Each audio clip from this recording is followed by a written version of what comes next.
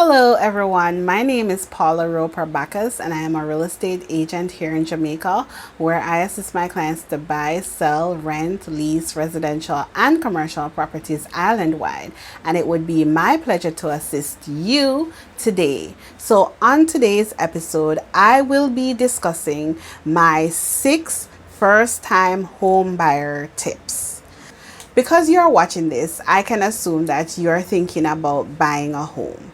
So these are the 6 tips that I would recommend to persons who have come to me to help them to purchase a home. Number 1 is to schedule your home buyer's consultation with your trusted real estate consultant. Example, myself. So in this consultation, the things that we will be discussing are mainly the price of the home that you're looking for, the location of the home you're looking for, what type of home you're looking for. So are you looking for an apartment? Are you looking for a townhouse? Are you looking for a house? Or possibly could you be looking for a residential lot to purchase to build a house? These are all the different things we could be discussing at this consultation.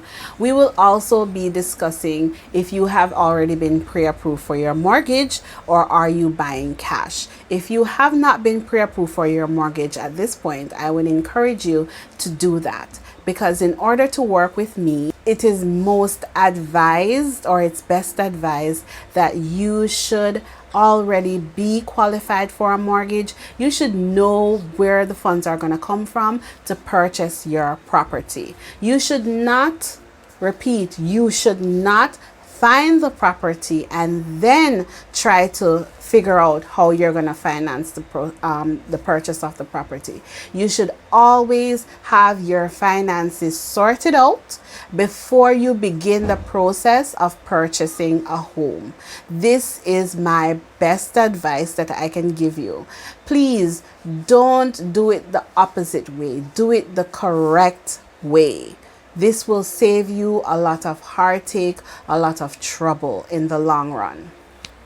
So we will also in the consultation be discussing your deposit. So if you're purchasing with a mortgage, I encourage you to have your 10% deposit along with all of the other expenses that you'll need. So you will need monies for your valuation. You will need monies for your surveyor. You will need monies for your attorney's fees.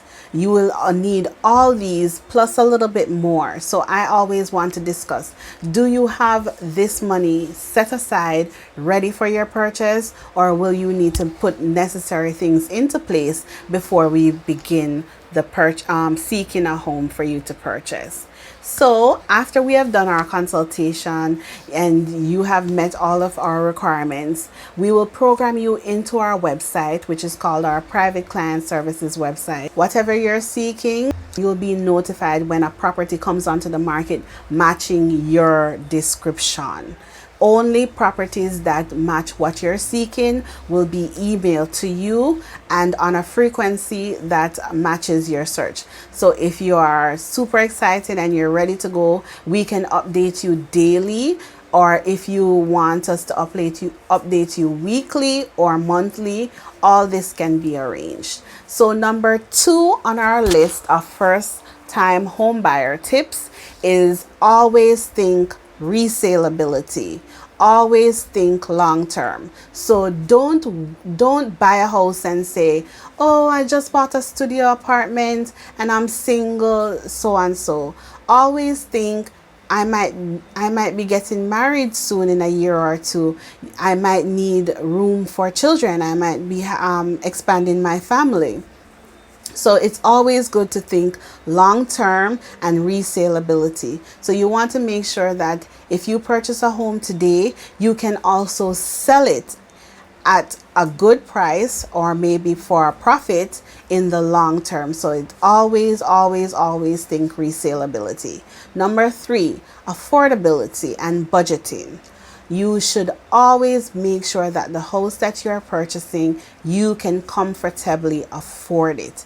If you have to be stretching, like we love to say in Jamaica, to meet your financial obligations on a monthly basis, this might not be the right property for you at this time. I normally call that being house poor. So you have the house that you of your dreams or that you wanted, however you cannot afford to live in the house. You can't afford the light, the water, the cable, any little conveniences that you want in life. You can't afford it because you have this huge mortgage repayment that you need to make every month, and it is encroaching on you having the life that you really wanted. So make sure at the end of the day, you're buying a house that you can comfortably afford. Yes, you might be able to be qualified to purchase a house for, let's say, 30-40 million, but in the whole scheme of things, it might be a little stretch for you. So you might be able to purchase, let's say, a house at 20 million and be able to live in there more comfortably than stretching to a $40 million house that you can afford, but it is very difficult for you to meet all your other obligations because you have such a huge repayment plan. So number 4, research your preferred areas. Don't wait until you're in the thick of your home search to start to think about your preferred areas that you would like to live in. Always, always, always have this in mind. Do you want to live in, let's say, Kingston? Do you want to live in Norbrook? Do you want to live in Cherry Gardens? Do you want to live in Beverly Hills? Do you want to live in Havendale? Do you want to live in Meadowbrook? What areas do you want to live in? Let's say you want to do a Kingston 6 or a Kingston 8, maybe a Kingston 19 or a Kingston 20. Do your research, know the areas that you want to live in before you begin your search, because it does not make any sense we're searching in Kingston 8 when your preferred property is in Kingston 6.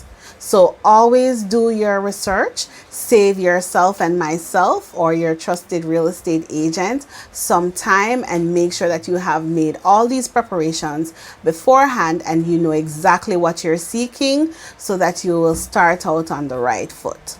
So number 5, get your house properly inspected. So when you're purchasing with a mortgage, you have to get a valuation and a survey done because the mortgage company wants to make sure that the house which you are purchasing is worth what you're purchasing it for, is appraised for that amount, and also that there's no encroachments or breaches on the property that might cause an issue in the future when time comes to resale. I can always recommend a valuer and a surveyor if you need one. You don't have to be working with me for me to give you a good recommendation.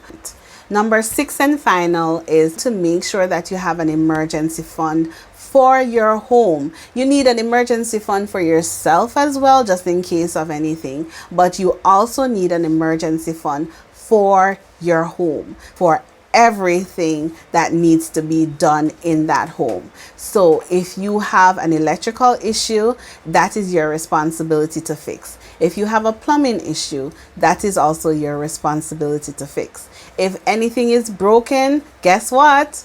It's your responsibility. So you need a home emergency fund to that anytime one of these issues pop up, you will have the funds needed to do the repairs.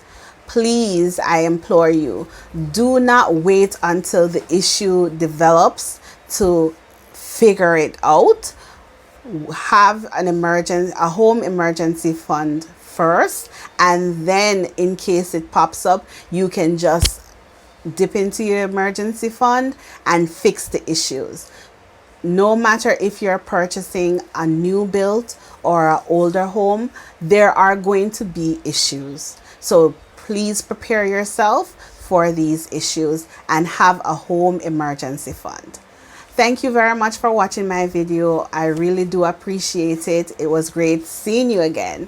So please feel free to follow me on all my social media platforms. I am on Facebook at Paula Sells Jamaica. I am on Instagram at Paula Sells Jamaica. You can join my network on LinkedIn. I am at Paula Roper Bacchas. So please don't forget to subscribe if you're watching this on YouTube by clicking the red button and clicking the bell so that you never miss another one of my uploads. My YouTube channel is, you guessed it, Paula Sells Jamaica. So see you next time. Bye.